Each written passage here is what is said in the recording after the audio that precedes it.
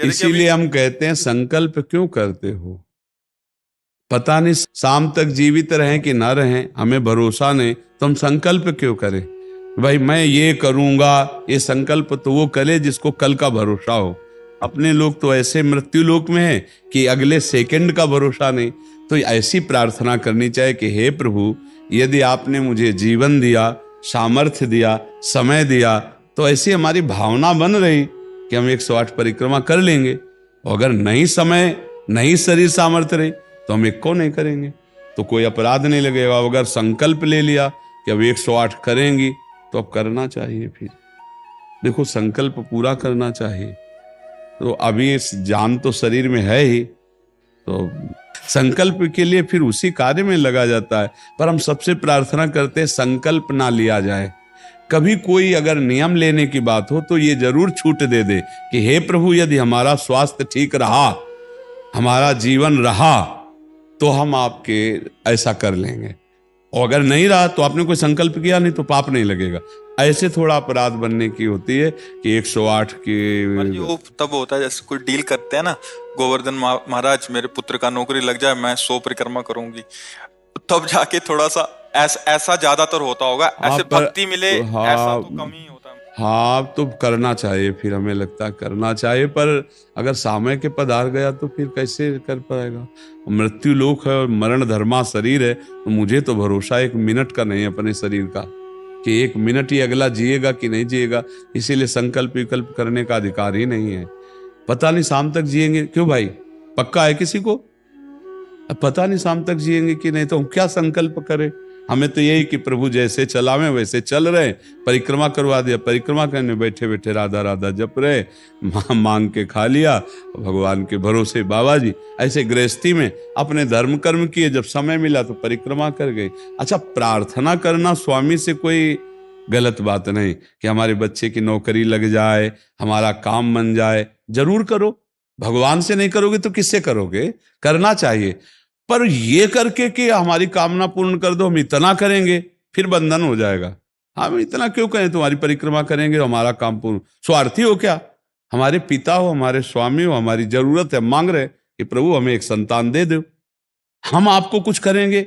ये हम में बस नहीं, हमारे पास तो जो कुछ दिया हुआ सब आपका है नाथ।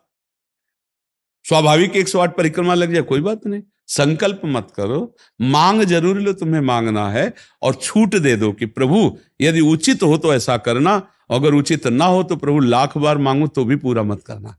ये भक्तों की मांगे होती हैं, ये सत्संगियों की मांगे होती है कि नाथ मेरी आवश्यकता तो है, पर अगर आपको उचित लगे तो आप दे देना, और अगर उचित ना लगे तो मेरे मांगने पर भी आप ना देना। ये जब ये बात बनी रहती है कि जितना नाम जप होना चाहिए उतना नहीं होता, उतना, ये बात तो हमारे में भी है। इतनी पीड़ा तो हमको भी बनी रहती है कि जितना होना चाहिए उतना नहीं होता।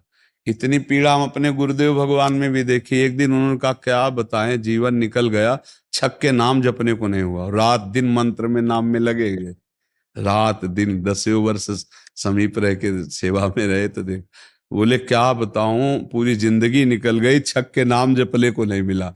तो भगवत भजन करने वाले में भजन की इतनी भूख बढ़ जाती है कि रात दिन भजन करने पर भी उसको ऐसा अनुभव होता है कि जैसा होना चाहिए वैसा। यही अखंड भजन बनाता है, यही अखंड। पर इस अखंड भजन होते हुए भी रोना आएगा कि प्रभु मुझे भजन करने की रुचि दे दो। यही भजन, असली भजन का ही फल है। भजन करते हुए भजन की इतनी भूख होना कि भगवान से भजन ही मांगना कि प्रभु मुझे भजन करते। अभी वो भजन नहीं होता जैसा प्रेम से होना चाहिए। हर एक महात्मा को, हर एक भजनानंदी को अनुभव होगा। और ये अगर हुआ तो भजन अखंड होने लगेगा।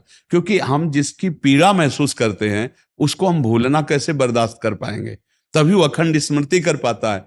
और जो संतुष्ट हो जाता है भजन में, वो भजनानंदी नहीं होता। जो भजन में असंतुष्ट और भोगों में संतुष्ट रहता है वही भजनानंदी कहा जाता है। अपनी बात कहते हैं, मुझे तो गुरुदेव ने संभाला, नहीं तो साधन भजन हो रहा था, पर वो अहंकार जनित था। जब गुरुदेव ने कृपा करी तो हमारे अहंकार को चकनाचूर हुआ। तब ये बात समझ में आई कि गुरु कृपा से मोक्ष मूलम गुरु कृपा। गुरुदेव भगवान साक्षात करुणामय प्रियालाल के स्वरूप हैं। वो जब कृपा करते हैं तो अहंकार नष्ट हो जाता है, और अहंकार नष्ट होते ही दैन्यता आ जाती है। और प्रियालाल को दैन्यता बहुत प्रिय है, और वो दैन्यता कृपा से ही आएगी। और गुरु के चरणों में आसक्त रहो। देखो, हम आपको गुरु महिमा की एक बात बता दें। जब हम कोरा कागज होकर गुरुदेव के चरणों में समर्पित होते हैं, तभी हमारी हृदय में लिखा पढ़ी सही होती है। हम लोग क्या होते हैं, पूरा कागज रंगे हुए पहुंचते हैं और अपनी बुद्धि लड़ाते हैं गुरुजनों पर, इसीलिए हमारा काम बन नहीं पाता। यदि हम बच्चा बन के गुरु के चरणों में जाएं, जैसा बोले वो वैसा करने लगे, तो गुरु को भी पता नहीं चलेगा। ऐसे शिष्य की उन्नति हो जाएगी अध्यात्म की, क्योंकि उसने उनको भगवान माना है। देखो, एक हम प्रसंग कई बार सुना चुके हैं। एक उड़िया बाबा ने सुनाया था प्रसंग कि एक बंगाल के भगत के मन में आया कि मैं गुरु बनाऊं। तो एक प्रसिद्ध थे काली के उपासक, उनके पास गए, और वो मदिरा पीते थे, वो जानते नहीं थे, वो मदिरा पिए हुए बैठे हुए थे। तो उन्होंने कहा, गुरुदेव, मैं आपको गुरु रूप से वरण करता हूं, मुझे मंत्र दे दो। तो शराब के नशे में लड़खड़ाते हुए मंत्र बोले, तो अशुद्ध मंत्र और अशुद्ध अवस्था, पर वो सीधा सरल भक्त भगवान मान के गुरु की छवि लेके पूजा में रख के और मंत्रानुष्ठान, अशुद्ध मंत्र। 1 साल ही हुआ कि मां भद्रकाली प्रकट हो गई, काली, और उनका बेटा तेरा गुरु ढोंगी है। तो उनका मां, पहली बात तो आप गुरु को ऐसा ना बोले, गुरु हमारे परब्रह्म है, आप ऐसा ना बोले। बोले, बेटा तो बहुत सरल है, जानता नहीं, वो शराब पीता है, और जो मंत्र दिया ना वो अशुद्ध है। मां ने कहा। तो उनका, मां, अब तो और विश्वास आपकी बात पे नहीं रहा। अगर गुरु ने अशुद्ध मंत्र दिया होता तो तुम 1 साल में आ गई, कैसे आ गई? बोले, बताने आई हूं कि मंत्र अशुद्ध है। तो उनका, मां, मैं अपनी गुरु निष्ठा और गुरु मंत्र को नहीं छोड़ सकता, आप जाओ। तो उनका बेटा, मैं तुम्हारी गुरु भक्ति पे प्रसन्न हुई, और आज से मेरे सिद्ध करने का मंत्र यही होगा, जो अशुद्ध मंत्र। ऐसा गुरु भाव किया जाता है। गुरु को परब्रह्म साक्षात माना जाता है। परब्रह्म में दोष दर्शन नहीं होते, दोष हमारी बुद्धि का है। अगर बुद्धि का दोष निकाल दे तो देखो, मत्ता परतरम नान्यत किंचिदस्ति धनंजय, भगवान कह रहे मेरे सिवा कोई और है नहीं। फिर हम गुरु को दोष दर्शन में देखें, कहीं ना कहीं हमसे त्रुटि हो रही। हमें घोर पापी में भी भगवान देखना है, तो गुरु में भगवान देखने में क्या बात है? विचार करके देखिए। जब हम गुरु में भगवान देखते हैं तो अपना समर्पण करते हैं, और जब वो हमारे साथ उल्टा व्यवहार करते हैं और हम सह जाते हैं तो हमारा अहंकार नष्ट हो जाता है। वहीं रहकर उसको चोट पहुंचने दो अहंकार को, और अहंकार जब मिटिया मिट हो गया, तब कृपा उदय हुई, तब समझ में आया को हो साक्षात परब्रह्म गुरुदेव हैं। गुरुर् ब्रह्मा गुरुर् विष्णु गुरुदेव महेश्वरा, गुरु साक्षात परब्रह्म तस्मै श्री गुरु। गुरु में भगवान बुद्धि करना बहुत कठिन बात है, सबसे कठिन बात विश्व में, समझ लो। गुरु में परब्रह्म बुद्धि करना, और गुरु में परब्रह्म बुद्धि नहीं तो कुछ भी कर ले, अहंकार नष्ट नहीं होगा। यह खुली बात कह रहे। गुरु ही एक वो खिलाड़ी हैं जो हमारे अहंकार को मिटिया मेट कर दे सकते हैं, दूसरा नहीं। इसीलिए ध्यान मूलम गुरु मूर्ति, पूजा मूलम गुरु पदम, मंत्र मूलम गुरु वाक्यम, मोक्ष मूलम। गुरु का चरणामृत पियो, गुरु की चरण रज लगाओ, और गुरु के आगे एक तुच्छ सेवक की तरह रहो, अभी दैन्यता आ जाएगी। अगर गुरु में दोष दर्शन होने लगे तो हट जाना चाहिए, और दूर से उनको परब्रह्म मान के बिना निंदा किए उनके द्वारा बताई हुई उपासना में रत हो जाए तो उसका परम कल्याण हो जाएगा। दूसरा गुरु बनाने की जरूरत नहीं है। परमात्मा प्राप्ति के लिए गुरु कृपा ही। हम तो आपको हाथ उठा के कहते हैं कि गुरुदेव की कृपा के बिना एक कदम नहीं चल सकते, एक कदम भी नहीं चल सकते। हम जैसे भूमि में ही कदम रख सकते हैं, ऐसे हम जीवित हैं, परमार्थ में चल रहे हैं तो केवल अपने गुरुदेव की कृपा से चल रहे हैं, किंचन मात्र कुछ नहीं। केवल वो ऐसे पकड़े हुए हैं तो हम चल रहे हैं, अगर वो ऐसे छोड़ दे तो धम्म से गिर जाए। गुरु कृपा ही केवलम, गुरु कृपा है। वो दैन्यता गुरु कृपा से आती। महाराज जी, धन्य भाग है आपकी कि आप दैन्यता चाहते हैं। हाँ, परम कृपा है वैष्णव आचार्यों की। बस चुपचाप चलते रहिए, किसी की निंदा मत करना और किसी के दोष दर्शन मत करना। बस इसी से दैन्यता आ जाएगी, और दैन्यता में रोना आता है। जैसे अब आपका दैन्यता में रोना आता है कि मुझ जैसे अधम पर इतनी कृपा श्री कृष्ण की, महाप्रभु की, गुरु की, तो वो हृदय निर्मल होता चला जाता है।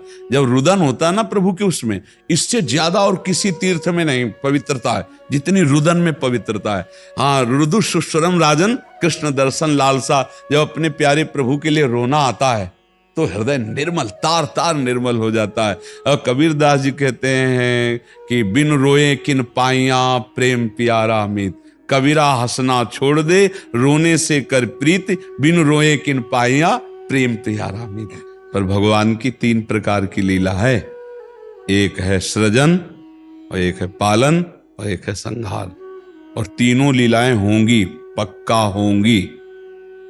जैसे सृजन जरूरी है, पालन जरूरी है, ऐसे विनाश भी जरूरी है। तो देखो, इस शरीर को कहा गया विनाशी और इस लोक को कहा गया मृत्यु लोक। तो भाई देखो, जो जन्मा है उसका शरीर छूटेगा, जो हमने कर्म किए उसके अनुसार हमें भोग मिलेंगे। अब हम भगवान से भजन के बल से, उनके प्रार्थना के बल से हमको क्षमा याचना करवा सकते हैं। तो अपने पुत्र के लिए, अपने कल्याण के लिए, अपने परिवार के कल्याण के लिए, समाज के मंगल के लिए भगवान का नाम जप करे, भगवान से प्रार्थना करे, दूसरों को सुख पहुंचावे, धर्म पूर्वक आचरण करे, तो निश्चित मंगल होता है। हाँ, बहुत अच्छा है। देखो, यशोदा मैया स्वयं भगवान लाला के रूप में आयला तो गौ की पूंछ से झाड़ना और ब्राह्मणों को बुलाकर स्वस्ति वाचन कराना, दान देना, मेरा लाला कन्हैया सुरक्षित रहे। क्योंकि बड़े बड़े आक्रमण हुए ना, पूतना है, तृणावर्त, अघासुर, बकासुर, तो मैया घबरा जाती थी कि दुनिया की बलाएं हमारे लाले के पीछे काहे पड़ी। और अच्छा, माँ को अपने पुत्र का महान स्वरूप दिखाने पर भी दिखता ले, क्योंकि माँ है ना, उनको तो लगता है मेरा लाला है, तो बार बार वो परेशान हो जाती थी। और स्वयं भगवान की रक्षा के लिए भगवान के नाम का प्रयोग किया, केशव भगवान बाजुओं की रक्षा करे, ऐसे करे, ऐसे। तो हमें लगता है भगवान का नाम जप और धर्माचरण, दूसरों को सुख पहुंचाना, और इसका फल मेरा पुत्र सुरक्षित रहे, मेरे पुत्र की बुद्धि शुद्ध हो, मेरे पुत्र को कभी विपत्ति ना हो। तो ये देखो, माँ में बहुत बड़ी सामर्थ्य है। अगर माँ तपस्या और पूर्वक अपने पुत्र को चाहे तो अजर अमर बना सकती है। मंदालसा माँ ने यही कहा था, मेरे गर्भ में जो जीव आएगा उसे भगवान से मिला के रखूंगी, उसे भगवत प्राप्ति, और ऐसा ही किया। देखो, गांधारी जी ने जे भी सुना कि धृतराष्ट्र हमारे पति होने वाले वो अंधे हैं, तो पट्टी बांध ली। जब ये समय आया कि अब युद्ध होगा ही पक्का, तब गांधारी जी ने कहा, बेटा मैं तुम्हें बहुत प्यार करती हूं, तुम मेरा बेटा है, पर भीम के सहयोगी श्री कृष्ण तू मारा जाएगा, इसलिए जा, तू नग्न होकर मेरे सामने आ जा, मैं पट्टी खोलती हूं, तेरा शरीर वज्र का हो जाएगा, मृत्यु ही नहीं होगी तेरी। अब भगवान तो भगवान ही है। अब वो आ रहे थे नंग धड़ंग दुर्योधन, तो भगवान ने देखा उनका, अरे यार तुम इतने बड़े होकर बच्चों की तरह नंगे घूम रहे हो। तो उनका माँ ने कहा है, बच्चे हो, कम से कम कमर तो ढक लो इतना। ओ ऐसे पत्ता लगा के ऐसे गांधारी ने जी ही आंख खोले ऐसे दे, उनका ये पत्ता क्यों लगा लिया? उनका, माँ तुम्हारे सामने नंगा कैसे आऊं? अरे उनका, धोखा कर दिया तूने। अब जितनी दृष्टि मेरी पड़ गई, तेरा शरीर वज्र का हो गया, गदा या किसी भी प्रहार से नष्ट नहीं होगा, लेकिन तू कमर से मारा जाएगा। यही से कमजोर हो गया। क्योंकि और भगवान अपने भक्त का प्रण पूरा करवाने के लिए जब द्रौपदी को दिगंबर करा रहा था ना, ये सभा में लाभ जंगा ठोक रहा था, तो भीम ने यही प्रण किया था, इसी जंगा को तोड़ूंगा।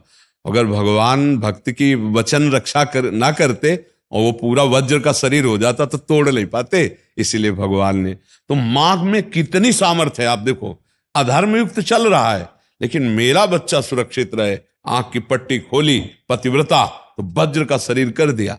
तो आप अपने पुत्र को अजर अमर अविनाशी बना सकते हैं साधना और भजन के प्रभाव से। नाम से परम गति होती है। राधा नाम का एक हमने पद सुनाया था, अगर सत्संगी जन होंगे, रोज सत्संग सुनते होंगे, सुनो, राधा नाम है जीवन हमारा, राधा नाम प्राण आधार है। ये पूरा पद, राधा नाम ही हमें प्रेम में निकुंज में पहुंचाएगा। आखिरी पंक्ति है, निकुंज तक पहुंचा देगा ये राधा नाम। तुम्हें चिंता नहीं करनी। राधा वल्लभ श्री हरिवंश जपो या राधा राधा जपो,